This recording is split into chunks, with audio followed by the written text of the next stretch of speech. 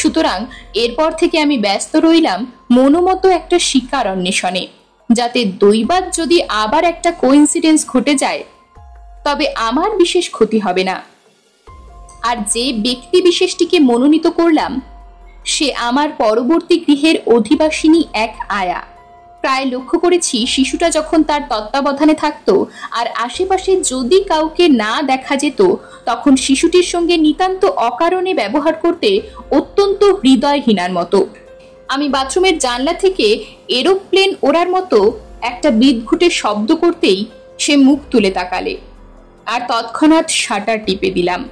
আমি চুলের বিনুনিটা নিয়ে তার কপালে দুটো পিন দিয়ে আটকে রাখলাম।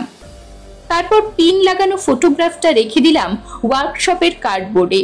পরের দিন সন্ধ্যায় বাড়ি ফিরতেই সুমিতা বলল, শুনেছ, আজ সকালে পাশের বাড়ির আয়াটাকে বিছানায় মরে পড়ে থাকতে দেখা গেছে।